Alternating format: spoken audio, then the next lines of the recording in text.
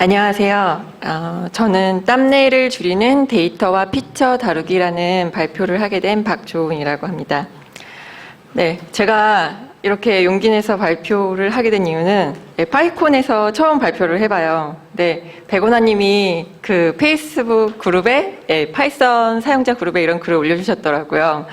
그래서 파이썬을 쓰는 개발자, 그 어떤 일을 하든 상관없이, 그리고 사는 이야기라든지 뭐 망한 이야기, 그 다음에 뭐 땀내 나는 이야기를 해달라. 그래서 제가 하고 있는 일 중에 가장 땀내가 나고 있는 일이 무엇일까 생각을 해보았어요.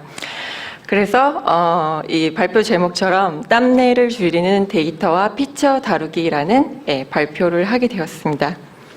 간단하게 제 소개를 하자면 저희 아이가 그려준 제 모습인데요.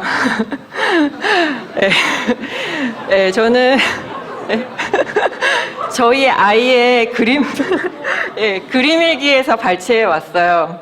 그래서 저는 빨리 숙제하라고 잔소리를 하고 있는 모습이고, 저는 옆에서 이 맥북과 머신러닝 프로그래밍 알고리즘 책을 보고 있고, 저희 아이는 앞에서 열심히 숙제를, 그 다음에 둘째 아이는 옆에서 열심히 한글을 쓰고 있는 모습입니다. 그래서 평소 제가 집에 있을 때, 아이들과 있을 때 주로 이런 모습으로 있고요. 네. 그래서 오늘 이야기는 좀 저에게 있어서 땀내가 많이 났던 이야기를 해보려고 해요. 그리고 저는 수학과 통계에 대한 지식이 거의 없어요. 저의 수학 지식은 고등학교 때의 수능을 봤을 때 수학 지식에 멈춰 있는데, 고등학교 때 수능을 볼 때 수학도 그다지 못 봤던 사람이에요. 그리고 통계도 뭐 평균이라든지 뭐 이런 거밖에 잘 몰라요.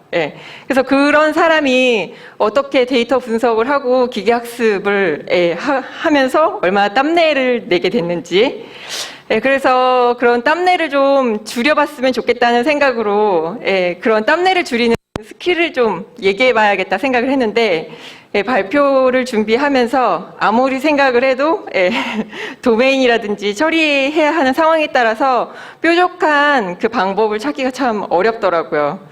네, 그래서 좀 망했다는 생각이 들었어요. 그래서 작년 케글 서베이예요. 작년에 지금 딱 1년 전에 케글에서 했던 서베이인데, 그때 이제 사람들이 개인 프로젝트 같은 걸 하면서 어떤 부분이 가장 힘든지에 대해서 그 응답을 해주었는데, 대부분 그 데이터를 전처리하거나 아니면 지저분한 데이터를 다루거나 아니면 그런 결칙치를 처리하거나 이런 것들이 많이 힘들다라고 응답을 해주었어요. 그래서 이거를 그냥 그 텍스트 데이터만 뽑아서 그 워드 클라우드로 그려봤어요.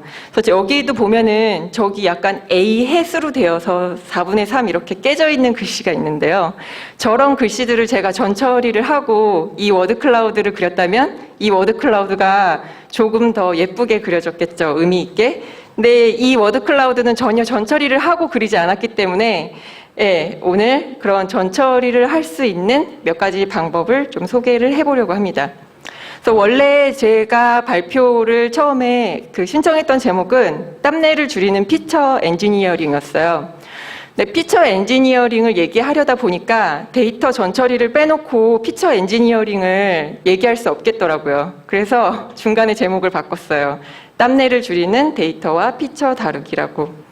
그래서 이 발표 자료에 있는 코드는 대부분 판다스나 넘파이 아니면 사이킨런, 플롯9으로 작성이 되었습니다.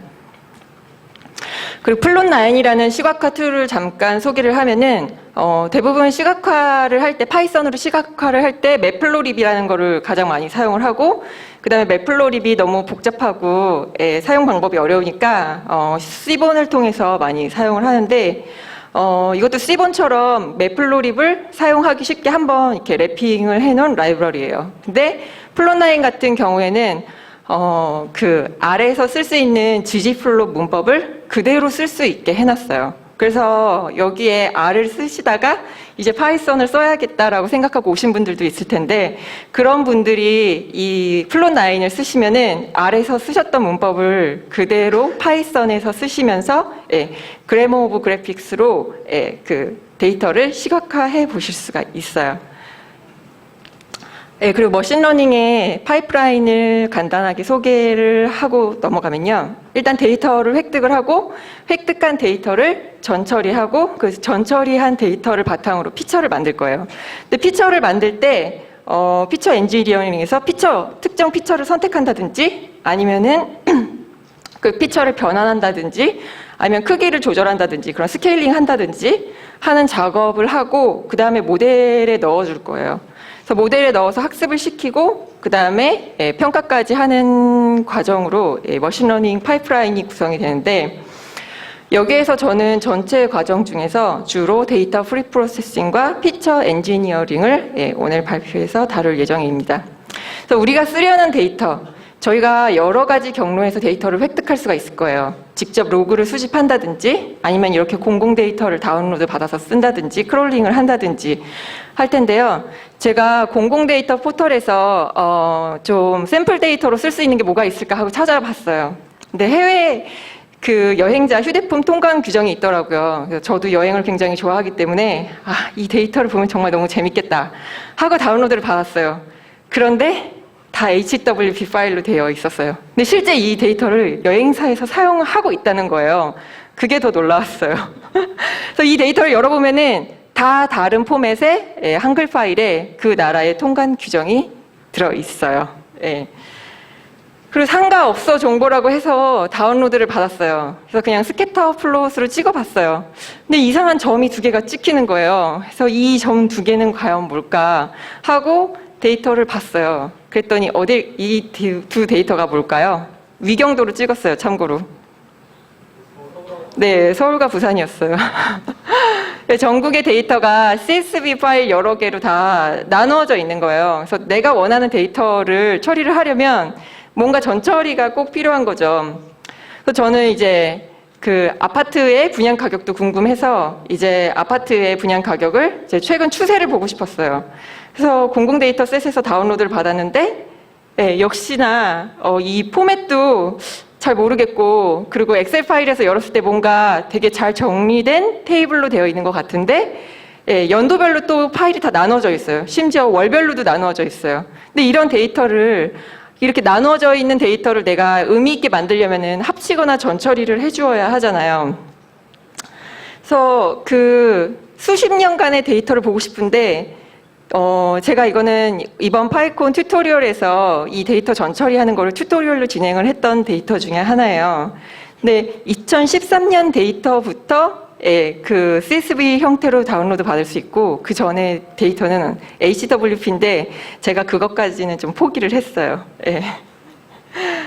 그래서 대부분의 데이터는 우리가 원하는 대로 되어 있지 않아요. 그래서 데이터와 피처를 한번 또 얘기하고 넘어가면 데이터는 우리에게 그냥 이렇게 던져진 무언가 날것의 것이에요. 그래서 이 데이터를 우리에게 의미 있게 만든 다음에 이제 피처를 만들어주죠. 근데 피처를 만들어줄 때도 이 피처 중에서도 의미가 있는, 우리에게 그 의미가 있는 게 있고 또 없는 게 있을 거예요. 그래서 신호와 소음을 잘 구분해 줘야겠죠. 그래서 데이터를 획득을 할 때 데이터를 이렇게 머지하거나 컨캣하는 작업이 많이 들어가게 될 텐데요. 그래서 우리가 데이터를 얻었지만 원하는 형태의 데이터가 아닐 거예요. 그래서 그 전국 신규 아파트 분양 가격 최근 3년간의 데이터라고 해서 다운로드를 받았는데 지역명과 규모 구분, 연도, 월, 그 다음에 그 제곱미터당 분양 가격이 나와 있어요. 그리고 그 전에 2013년부터 15년 9월까지의 데이터를 보면은 완전히 컬럼이 달라요. 그리고 생긴 것도 다르고 여기 그 전 데이터에는 그 규모 구분도 없어요. 이게 몇 제곱미터의 가격인지. 그래서 전체 데이터만 있는 거죠. 그래서 땀내나는 전처리가 꼭 필요해요. 앞에 데이터를 보면은 이렇게 위에 컬럼도 없는데 이런 컬럼도 다 만들어줘야 되고 연도하고 월이 다 이렇게 떨어져 있고 어떤 거는 아예 연도 데이터가 들어가 있지도 않고 지역도 이렇게 다 비어있는 값들이 굉장히 많아요. 그래서 이거를 의미 있게 사용하기 위해서 땀내나게 이제 그 파이썬 구문을 사용을 해서 전처리를 해줬죠. 그래서 이렇게 비슷하게 만들어줬어요. 비슷하게 만들어줬지만 우리가 원래 최근에 받았던 또 데이터와는 다른 모양이에요. 아무리 전처리를 해줬더라도. 그래서 기존의 데이터들은 연과 월이 다 행에 가 있어요. 로우에 가 있기 때문에 행으로 다 이 데이터들을 옮겨줘야 돼요. 그래서 R에서도 타이디 데이터 만들기 이런 게 있더라고요. 그래서 파이썬에도 그 멜트라는 거를 사용을 해서 그 타이디 데이터를 만들어줬어요. 그래서 우리가 이 컬럼에 있는 데이터를 로우 데이터로 옮겨주면은 뭔가 전처리하거나 시각화하는데 훨씬 조금 더 땀내를 줄여줄 거예요. 그래서 필요한 데이터를 모아서 데이터를 컨캣으로 이제 병합을 했어요. 그래서 연도와 월, 평당 분양 가격. 과거의 데이터는 제곱미터당 분양 가격이 아니라 평당 분양 가격으로 또 되어 있어요. 그리고 지역도 여기는 전국 뭐 이렇게 되어 있고, 그 다음에 전체 타입만 돼 있어요. 규모 구분도 없고. 그래서 그렇게 양쪽 데이터를 다 같이 똑같은 타입으로 맞춰준 다음에, 기존에는 이렇게 2013년부터 15년까지의 분양가밖에 볼 수 없었는데, 그리고 2015년과 18년의 분양가를 나눠서밖에 볼 수가 없었는데, 데이터의 타입을 맞춰주고 이렇게 그 시계열 데이터를 다 모아서 볼 수 있게 되었어요. 참고로 제가 그 며칠 전에 튜토리얼에서 했던 데이터를 가지고 왔어요. 그래서 일단 이렇게 데이터가 준비가 되어 있으면은 이 데이터가 과연 내가 어떻게 써야 되는지 이 데이터를 미리 봐야 될 텐데요. 데이터를 한꺼번에 열어보면은 우리 그 서버에서 로그 데이터를 막 수집하고 있는데 열어보면은 잘 안 열리잖아요. 데이터 크기가 너무 커서. 그래서 판다스도 마찬가지로 헤드나 테일로 미리 보기를 해요. 우리가 서버에서 그 터미널 같은 데서 미리 테일이나 헤드로 미리 보기를 하듯이, 그래서 미리 이렇게 수집된 데이터를 보면은 이거는 청와대 국민청원 데이터예요. 제가 며칠 전에 했던 튜토리얼에서도 이 청와대 국민청원 데이터로 자연어 처리하는 튜토리얼을 했었는데요. 이 데이터를 보면은 얘가 뭐 그 스타트와 엔드, 뭐 시작하는 날짜와 끝나는 날짜가 있고, 그 다음에 타이틀하고 컨텐츠 같은 게 있구나. 그 다음에 투표수, 앤서라는 항목도 있고, 이런 게 있고, 그 다음에 아티클 아이디는 왠지 저 아이디로 그 국민청원 데이터에 들어가 보면은 이 국민청원이 보이겠죠? 그래서 일단 데이터를 한번 봐요. 그리고 이 데이터가 어떤 타입을 가지고 있는지 한번 요약을 해보는 거예요. 그래서 얘가 정수인지 실수인지, 그 다음에 스트링 형태로 되어 있는지, 그런 카테고리 형태인지, 뭐 그런 그 요약된 정보를 일단 보고요. 그리고 걔를 한번 EDA를 해봐요. 다 시각화를 해보는데 이게 같은 데이터를 시각화를 한 거예요. 근데 왼쪽 거하고 오른쪽 거하고 완전히 다른 그래프가 보여지는데 왜 그럴까요? 네, 제가 여기 그 위에도 써놨는데 수치형 데이터하고 카테고리형 데이터의 차이예요. 그 왼쪽 그 그래프 같은 경우에는 얘가 수치로 되어 있기 때문에 연속형 데이터라고 생각을 한 거예요. 그래서 0부터 1까지 그 범위 안에 숫자를 저 색깔로 표현해야겠다라고 해가지고 저렇게 그라데이션이 들어가 있어요. 근데 저는 딱 0과 1을 구분해서 보고 싶거든요. 그래서 얘 데이터 타입을 봤더니 얘가 그 숫자형 타입으로 되어 있는 거죠. 그러면은 얘를 카테고리 타입이나 아니면 오브젝트 타입으로 스트링 타입으로 변경을 해주게 되면은 이렇게 0과 1을 딱 구분해서 보여줘요. 얘는 실제로 숫자로 들어가 있지만 수치형 데이터가 아니었어요. 카테고리 데이터인 거죠. 그래서 그리고 이 데이터 타입에 따라서 이렇게 디스크라이브로 요약을 해서 보면은 요약된 것도 달라요. 수치형 데이터 같은 경우에는 민맥스 값이라든지 카운트 값이라든지, 그 다음에 표준 편차나 평균 같은 이런 그 통계적인 수치를 보여주는 반면에 왼쪽 같은 경우에는 오브젝트 타입이에요. 오브젝트 타입 같은 경우에는 이제 텍스트 데이터 같은 것들이 들어가 있죠. 그래서 이렇게 어떤 데이터의 형태냐에 따라서 우리가 그 데이터를 다르게 볼 수가 있는데, 이렇게 시각화에서도 기계가 봤을 때도 그 데이터 타입에 따라서 만약에 머신러닝이나 딥러닝에 어떤 데이터 타입으로 그 데이터를 넣어주냐에 따라서 얘가 그 데이터를 좀 더 잘 구분을 해줄 수가 있을 거예요. 그리고 데이터를 다루다 보면은 미싱 데이터, 결측치를 굉장히 많이 발견하게 돼요. 그리고 이 결측치를 어떻게 처리해 주냐에 따라서 우리는 좀 더 의미 있는 결과를 얻을 수도 있는데, 네, 결측치는 왜 생길까요? 네. 일단 수집이 안 될 수도 있을 거예요. 예를 들어서 설문에 응답을 하지 않았어요. 나는 그 설문 문항에 응답하고 싶지 않아서. 아니면은 서버에 오류가 생겼어요. 특정 시점에. 그래서 로그가 누락이 된 거죠. 그리고 특정 시기 이후에 로그를 수집하기 시작했어요. 예를 들어서 테이블에, DB 테이블에 컬럼을 하나를 추가했단 말이죠. 그럼 그 전에 데이터는 아마 없을 거예요. 그리고 특정 상황에는 데이터가 필요 없어서 남기지 않았을 수도 있어요. 그리고 휴먼 에러일 수도 있어요. 그냥 사람이 잘못 남기거나. 그래서 결측치를 이렇게 통계적으로 이제 몇 개나 있는지 볼 수도 있지만, 네, 이런 시각화 툴을 사용을 해서 전체 데이터 중에 어느 지점에 어느 정도의 결측치가 있는지를 시각화를 해볼 수 있는 도구가 있어요. 그래서 Missing No라는 라이브러리가 있는데 아마도 이걸 개발하신 분이 그 포켓몬을 좋아하시는 분인 것 같아요. 그래서 이런 이런 시각화 도구를 통해서 보면은 지금 여기 공원 보유 시설, 교양 시설, 기타 시설 뭐 이런 데 결측치가 굉장히 많이 있어요. 그리고 주소에도 결측치가 많이 있는 걸로 보여져요. 그리고 위경도 정보가 있어요.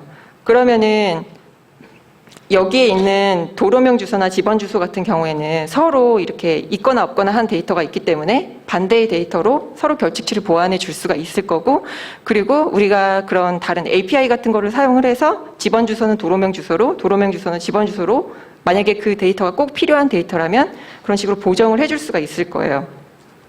그래서 결측치를 보면 랜덤하게 있는 데이터가 있고 또 랜덤하지 않게 결측치가 있기도 해요. 그리고 의도한 결측치가 있기도 하고 의도하지 않은 결측치가 있기도 하고요. 그래서 결측치의 종류를 이렇게 보통 세 가지로 나눠요. 완전 무작위로 결측이 발생했거나 아니면 임의적으로 결측이 발생을 했거나 그다음에 무시할 수 없는 결측이 있거나.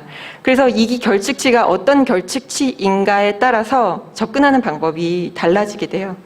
그래서 완전 제거법, 가장 보편적으로 사용되는 방법이고요. 그냥 드랍시켜 버리는 거예요. 그 데이터는 그냥 필요가 없기 때문에 드랍을 시켜 버리는데 얘는 만약에 채워줬을 때도 별로 의미가 없기 때문에. 근데 결측률이 만약에 높을 때 그게 꼭 필요한 데이터인데 그냥 드랍시켜 버린다면은 그것도 문제가 될 수 있겠고, 그다음에 변수의 분산을 증가하게 하는 비효율적인 방법이 될 수도 있을 거예요. 그리고 단일 대체 방법이 있어요. 예를 들어서 관측된 그 자료 내에서 뭐 나이 정보가 뭐 특정 몇 개가 빠졌다. 그런데 그 사람의 다른 정보로 나이를 추측을 해서 나이 정보를 넣어주는 거죠. 아니면 그렇게 하기도 어렵다 할 때는 그냥 평균값, 중앙값, 최빈값 같은 거를 구해서 그냥 넣어줘요. 근데 이렇게 되면은 아마 편향 같은 게 발생할 수 있을 거예요. 예를 들어서 특정 뭐 설문 같은데 내가 그 환자예요. 뭐 병원에서 치료를 받는데 개인적인 가족력 같은 거는 그 쓰기가 싫어서 그냥 안 썼어요. 근데 그거를 그냥 그 사람이, 그런 환자들은 보통 그런 정보를 안 채운다라고 하는데 그 정보를 평균이나 중앙값, 최빈값을 채운다면 다른 건강한 사람들의 데이터로 채웠기 때문에 아마 그 아픈 사람의 정말 그런 그 정보들을 제대로 반영해 주지 못해서 분석을 했을 때 원하는 결과를 얻지 못할 수도 있을 거예요. 그리고 다중 대체 방법은 이 단일 대체 방법을 조금 더 보완을 해서 결측이 완전 무작위로 발생한다는 가정에서 대체가 가능한 값들의 분포로부터 추출된 값을 그 데이터셋을 따로 만들어서 그 데이터셋별로 그 데이터를 채워주는 거죠.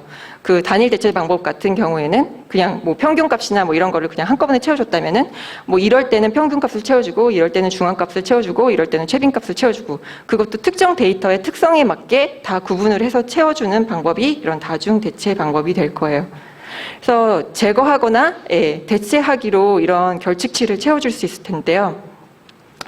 일단 그 판다스에서 그냥 판다스 코드로 이렇게 드랍을 할 때 그냥 이런 식으로 데이터를 다 드랍을 시켜주는 거죠. 그 대체하기 어렵거나 결축 비율이 그냥 높은 데이터들, 얘를 결축치를 채워도 별로 효과가 없는 애들은 그냥 다 드랍을 시켜주는 거예요. 그리고 imputation, 대체해주는 거예요. 다른 데이터로. 그래서 평균값을 채워주거나 중앙값을 채워주거나 아니면 최빈값을 채워주거나 확률 분포를 활용한다든지 아니면 다른 데이터셋 을 활용해서 채워줄 수 있을 거예요. 예를 들어서 다른 데이터, 내부나 외부의 데이터를 활용한다면 에이지 정보가 없어서 그 연령대 정보가 없어서 그 데이터 안에 있는 다른 연령대 그 정보를 가지고 연령을 추출할 수도 있겠지만 그 정보를 가지고 이런 정보를 가진 사람들의 연령은 이 정도 된다라고 해서 외부에 있는 데이터를 활용을 해서 대체해 줄 수도 있을 거예요. 그리고 무작위로 누락된 수치형 데이터 같은 경우에는 그냥 그 평균값으로 대체를 해줄 수도 있겠지만 이런 평균값으로 대체를 해주었을 때는 아웃라이어 데이터 때문에 편향이 발생할 수 있을 거예요. 예를 들어 내 연봉 데이터는 쓰고 싶지가 않아요. 너무 민감한 데이터라서. 근데 평균값으로 채워줬어요. 근데 보통 연봉의 평균값을 보게 되면은 굉장히 높은 연봉 때문에 그 내 연봉보다 평균 연봉이 확 올라가는 경우가 있어요. 그럴 때 평균값을 채워준다면은 그렇게 의미 있는 데이터가 아니겠죠. 그래서 판다스에서 이런 fill NA라는 기능을 써서 그냥 이렇게 민 값으로 전부 대체해주는 예제 코드를 넣어봤고요. 그 중앙값 같은 경우에 아까 연봉의 예를 들었는데 그렇게 양 끝단에 있는 그런 너무 높거나 너무 낮은 그런 연봉 때문에 중간에 있는 연봉의 그 평균을 제대로 못 구해오는 거예요. 그럴 때 그런 그 이상치가 있을 때 그 중앙값을 채워주는데 만약에 데이터가 짝수개가 있을 때 이 미디언 값을 채워준다면 가운데 있는 두 개의 평균을 구해서 넣어주면은 그 없는 값이 생길 수가 있겠죠. 만약에 정수 값인데 얘가 그 소수점이 들어가는 값이 생길 수도 있을 거고요. 그리고 최빈값을 채워준다면 그 무작위로 누락된 그 범주형 데이터 같은 경우에는 평균값이나 아니면 중앙값으로 채워줄 수가 없을 거예요. 그럴 때는 가장 많이 등장하는 값으로 채워주는데 이때도 그냥 이렇게 그 최빈값을 채워준다기보다는 그 특정 다른 변수들을 고려를 해서 최빈값을 채워준다면 조금 더 도움이 되겠죠. 그래서 이런 그 값들을 채워줄 때 앞에서 예를 들었던 이런 판다스에 있는 이런 fill NA를 사용을 할 수도 있겠지만 그 사이킨런에는 이런 결측치를 처리한다든지 이런 피처 엔지니어링을 할 수 있는 도구들이 굉장히 많아요. 그래서 임퓨터라는 도구를 사용하게 되면은 그 컬럼에 있는 결측치들을 알아서 채워주게 되는데 기본값은 평균값으로 채워줘요. 그래서 중앙값이나 최빈값으로 채우고 싶다 하면은 거기 옵션을 정해주면 될 것이고 그리고 특정 구간별로 나눠서 그런 피처의 특성을 반영해주고 싶다 하면은 이 코드에 뭔가 다른 그런 그 분기 코드를 작성을 해서 채워줄 수가 있겠죠. 그리고 다른 컬럼의 값을 사용. 아까 제가 예로 들었던 것 중에 하나인데 도로명 주소가 없다면 집원 주소로 대체해서 채워줄 수가 있을 거예요.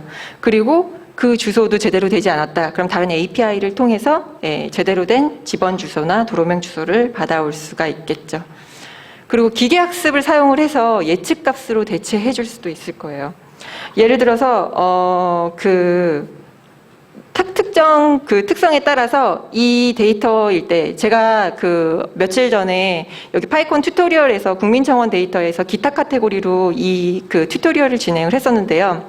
국민청원에 보면은 기타로 카테고리를 입력한 케이스가 굉장히 많아요. 그래서 그 기타 카테고리를 그 특정 카테고리로 예측을 해서 넣어준다면 전체 학습을 했을 때 조금 더 나은 결과를 낳지 않을까 하고 이 예측값으로 대체하는 걸 해봤거든요. 그래서 이 기타인 것과 기타가 아닌 것으로 나눠서 얘를 학습시켜서 다시 다른 기계학습을 시켜서 결과를 봤는데 결과는 별로 좋지 않았어요.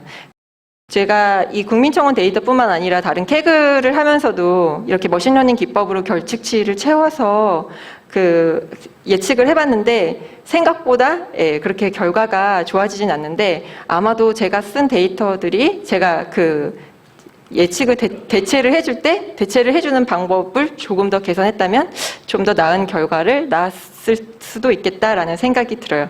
그래서 이거는 그냥 제가 며칠 전에 했던 튜토리얼에서 이런 순서로 했었어요. 원래 1번부터 10번까지의 순서만 있는데 2번을 제가 추가를 해서 기타 카테고리가 특정 카테고리로 분류되어 있으면은 조금 더 나은 결과를 낳을 수 있겠다 하고 여기에서 기타 카테고리를 기계학습으로 예측을 해서 넣어주었던 튜토리얼을 진행을 했었습니다. 그런데 저는 그래서 이런 기법들을 활용한다고 이제 다른 통계학을 하시는 분에게 막 얘기를 했어요. 그랬더니 그분은 R을 쓰시는 분인데 R에는 이미 미스포레스트라는 게 있다라는 거예요. 그래서 미스포레스트를 사용하게 되면은 결측치를 알아서 기계 학습으로 대체해 준다. 그래서 아니 그러면은 파이썬에도 있지 않을까 하고 봤더니 파이썬에도 프레딕트 임퓨터라는 게 있더라고요. 얘도 그 아래에 있는 미스포레스트의 아이디어를 얻어서 개발되었다라고 해요. 그럼 이제 본격적으로 피처 엔지니어링을 이야기해 보도록 할게요. 그래서 이 전체적인 머신러닝 파이프라인에서 그 데이터 전처리까지 얘기를 했고, 이제 데이터 그 피처 엔지니어링을 본격적으로 얘기해 보도록 하겠습니다. 위키피디아에 있는 그냥 그 피처 엔지니어링의 그 프로세스를 가져왔어요. 그래서 어떻게 이 그 브레인스토밍하고 테스팅 해보는 거죠. 이 피처들을 어떻게 할 것인지. 그래서 피처를 어떤 거를 쓸 건지 결정을 하고, 그래서 모델을 만들고 계속 얘를 그 보완해 나가는 그런 프로세스를 가지고 있는데요. 그 피처의 특성이 어떤 거냐에 따라서 다루는 방법들이 다 달라질 거예요. 그래서 첫 번째로 범주형 데이터 다루기를 얘기해 보려고 하는데요. 범주형 데이터라고 하면은 우리가 흔히 얘기할 때 카테고리라고 얘기하기도 하고, 그런 데이터들을 보통 범주형 데이터라고 얘기를 하는데, 그 수치형 데이터를 범주형 데이터로 바꿔줄 때 비닝 혹은 버켓팅이라는 말을 쓰고요. 그다음에 범주형 데이터를 다시 수치형 데이터로 바꿔줄 때 원핫 인코딩 아니면 원핫 벡터라는 얘기를 해요. 그래서 원핫 인코딩, 원핫 벡터가 뭔지 한번 얘기를 해보면, 여기 언어, 파이썬, 루비, 자바, 파이썬 이런 게 그냥 엑셀 파일에 쭉 들어가 있다라고 해요. 설문조사를 했어요. 당신은 무슨 언어를 쓰십니까? 하고 했어요. 그런데 얘를 나는 파이썬, 루비, 자바 뭐 이런 식으로 써주거나 아니면 0, 1, 2, 3으로 이렇게 카테고리화된 그 값을 써줄 수도 있겠지만, 그렇게 해주면은 이 머신러닝에서 제대로 된 예측을 할 수가 없어요. 그래서 이런 원합 벡터를 만들어 주는데, 예를 들어서 파이썬이 들어가는 그 피처에 파이썬, 루비, 자바라는 피처를 각각 만들어 주고요. 각각의 변수에 만약에 파이썬이 들어간다 하면은 파이썬만 1로 채워주고 나머지는 다 0으로 채워주는 거죠. 그래서 그 파이썬, 루비, 자바 이렇게 해서 봤을 때 각각의 피처에서 이 해당되는 로우에 그 해당되는 그 피처에 1이 표기가 되는 거, 그게 바로 원핫 벡터 혹은 원핫 인코딩이라고 얘기를 하고요. 그리고 범주형 데이터를 수치형 데이터로 바꿔줄 때 파이썬이나 아니면 판다스 같은 데서 일일이 다 코딩을 해서 그 원합 벡터를 만들어 줄 수도 있겠지만, 사이킨런에서 제공하고 있는 이런 레이블 인코더를 사용을 해서 이렇게 파이썬, 루비, 자바 그냥 이렇게 넣어주게 되고, 그 컬럼이 랭이라는 컬럼이었다. 그러면은 얘가 알아서 랭 파이썬, 랭 루비, 랭 자바 이렇게 해가지고 그 원합 벡터를 자동으로 생성을 해줘요. 네, 이렇게 하게 되면은 일일이 판다스라든지 파이썬 코드로 다 그 표준 라이브러리를 써서 짜는 것보다 약간 더 땀내를 줄여줄 수가 있겠죠. 그래서 수치형 데이터 다룰 때 연속형 데이터냐 아니면 그 데이터가 비연속형 데이터냐에 따라서 또 처리하는 방법이 달라져요. 그래서 수치형 데이터를 그 카테고리 형태의 데이터로 바꿔주는 경우가 발생하게 되는데요. 이때 어떤 기준으로 얘네들을 이렇게 빈 단위로 묶어줄지 그걸 결정을 해야 되는데, 그때 이 빈 단위를 결정할 수 있는 뭔가 논리적 타당성이 필요하겠죠. 그리고 얘를 잘못 묶게 되거나 너무 큰 단위로 묶거나 아니면 또 너무 작은 단위로 묶었을 때 제대로 된 예측 데이터를 얻기가 힘들 거예요. 그래서 이 비닝이 뭔지 잘 이해가 안 되잖아요. 근데 이렇게 시각화를 해서 보면은 이가 나이 데이터예요. 0세부터 지금 여기 80세까지 있는데 이게 나이 분포가 있어요. 근데 나이 분포가 굉장히 좀 단위를 1로 줬거든요. 그 1세 단위로 이렇게 되게 촘촘하게 되어 있어요. 저거를 저렇게 뭉툭하게 만드는 거예요. 만약에 이 사람이 0세부터 10세까지 그 10대, 20대, 30대, 40대 뭐 이런 식으로 연령대를 구분하기도 하잖아요. 그렇게 그 연령대를 묶어주는 거를 바로 비닝 혹은 버켓팅이라고 해요. 그래서 이거 같은 경우에도 그 특정 사이즈에 따라서 이 예제는 이제 가족이 몇 명이냐에 따라서 이 수치형 데이터를 카테고리 형태의 데이터로 묶어주는 예시인데요. 그래서 그 사람이 혼자 사는 사람인지 아니면은 작은 규모의 가족인지 큰 규모의 가족인지 이렇게 해가지고 그 비닝해서 묶어준 다음에 그 비닝된 데이터 같은 경우에도 다시 원핫 인코딩을 해서 수치형 데이터로 바꿔주는 거죠. 그래야 그런 머신러닝이나 딥러닝 알고리즘에서 사용할 수 있기 때문에. 그리고 텍스트 데이터 다루기, 이거는 약간 원핫 인코딩과도 좀 연관이 되는데요. 그래서 백 오브 워드라는 거는 그 텍스트 데이터를 단어 가방에 토큰화해서 그 단어 하나하나를 다 담아주는 거예요. 그래서 그 단어들의 개수가 어떤 특정 단어가 그 전체 문서에 몇 번이 들어가는지, 그래서 단어 개수를 그냥 세워주기 때문에 이렇게 문장의 순서를 완전히 무시를 해버려요. 그래서 이 두 문장 is bad, not good at all과 is good, not bad at all 같은 경우에 완전히 반대의 뜻을 가지고 있는데 이렇게 백 오브 워드로 묶어주게 되면은 완전히 얘의 의미를 잃어버리게 되죠. 그래서 그런 단점이 있고 백 오브 워드 같은 경우에 이런 파이콘에 뭐 버스를 타고 갔다, 발표를 했다, 자원봉사를 했다 이런 문장들이 있으면은 얘를 이제 유니크한 단어들만 모아서 이렇게 토큰화를 해줄 거예요. 그리고 토큰화된 데이터 순서대로 그대로 벡터화 해주는 거예요. 걔 단어가 이 1번에 여러 문장이 있을 거 아니에요? 나는 뭐 파이콘에 버스를 타고 갔다가 1번 문장이겠죠? 그래서 파이콘에 버스를 타고 갔다라는 그 단어에서 걔만 원합 벡터로 만들어주는 거예요. 걔만 1로 처리를 해주는 거죠. 근데 얘 같은 경우에는 단어의 의미를 잃어버린다는 단점이 있기 때문에 앵그램이라는 걸 써줘요. 앵그램은 단어를 하나, 두 개, 세 개씩 묶어주는 거예요.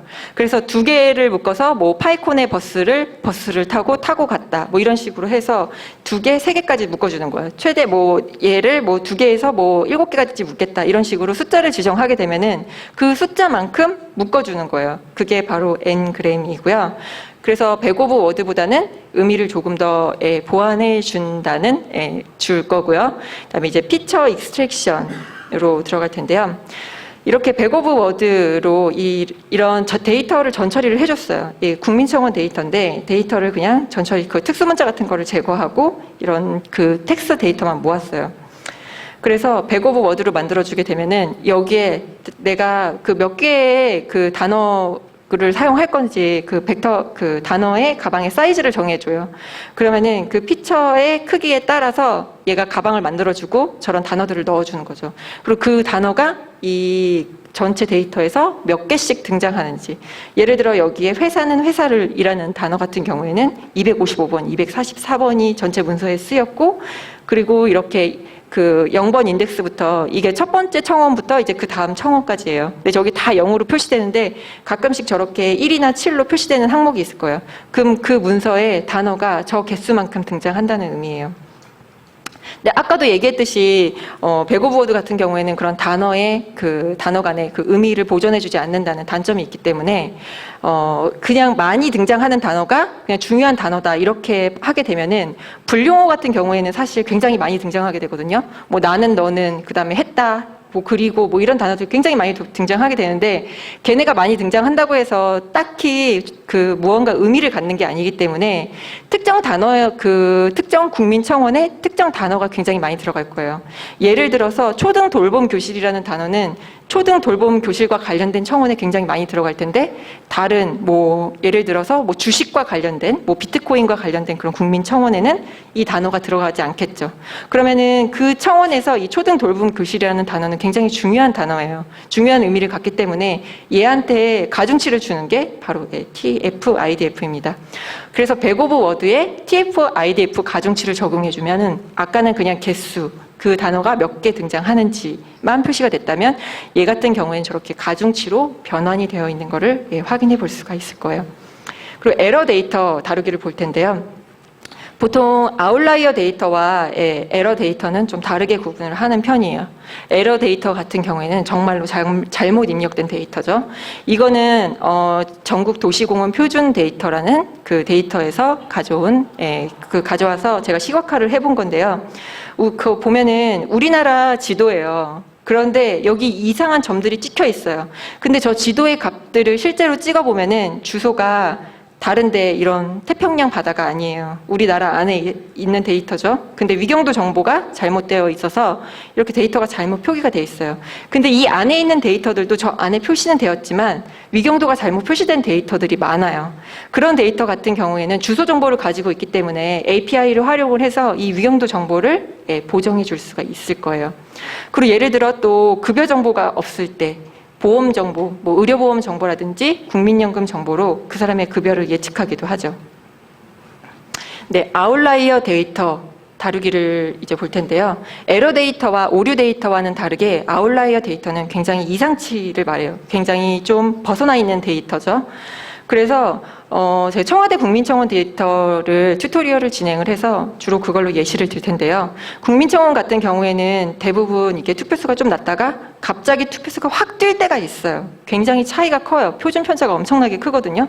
그런 이상치 같은 값은 모델에 편향을 줄 수가 있어요. 그래서 정상치와 이상치의 기준을 어느 지점으로 할 건지 그거를 결정을 해야 되는데 이 결정할 때도 각 데이터의 특성을 아마 고려해야 될 거예요. 그래서 도메인마다 이상치의 기준에 대한 정도가 다르기 때문에 이 정도를 어떻게 주냐에 따라서 이제 어떤 성능이 좋은 모델을 개발하는 데 영향을 줄 수가 있겠죠.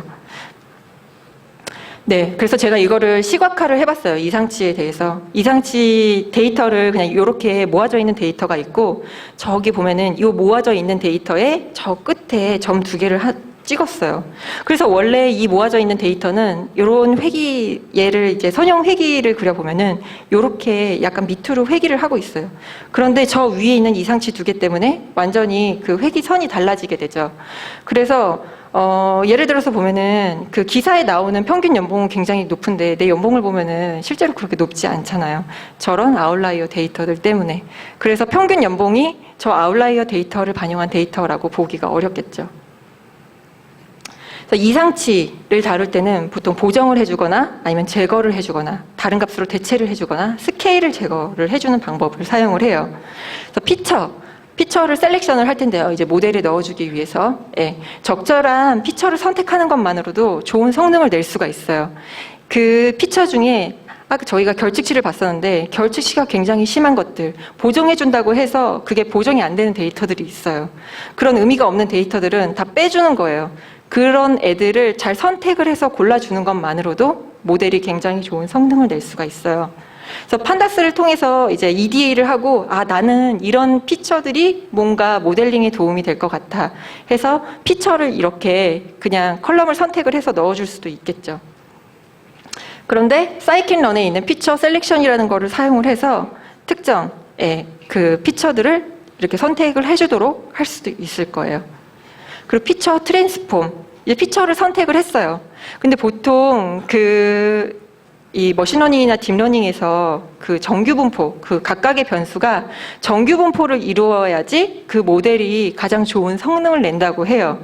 그래서 왼쪽 데이터 같은, 그 위의 데이터 같은 경우에는 낮은 수치의 데이터 값들이 굉장히 많이 몰려 있어요. 실제로 국민청원 데이터도 그렇거든요. 국민청원 데이터도 투표수가 낮은 게 대부분이에요. 투표수가 높은 거는 몇 개 되지가 않아요. 그런데 저런 데이터들 때문에 그 모델이 제대로 된 성능을 내기가 어려운 거예요. 그래서 모델이 좀 제대로 된 성능을 내라고 이제 정규 분포처럼 만들어주는 거죠. 그래서 로그를 씌워서 이렇게 정규 분포 비슷하게 만들어주고 다시 이제 만약에 여기 레이블 데이터에 이거를 씌웠다 할 때는 예측을 하고 난 다음에 다시 지수함수를 씌워서 복원을 해주겠죠. 그리고 피처 스케일링.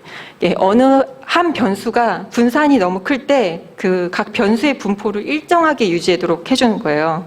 그래서 회귀 분석 같은 경우에는 이 스케일링을 해주든 말든 일단 변수의 유의성은 달라지지 않아요. 하지만 모델이 좋은 성능을 내기 때문에 이런 피처 스케일링을 해주게 되는데요. 예를 들어 이런 민맥스 스케일링 같은 경우에는 어느 한 변수의 분산이 너무 클 때 분산을 0하고 1 사이로 다 만들어주는 거예요. 제가 아까 에이지 그래프로 비닝하는 예시를 들었었는데요.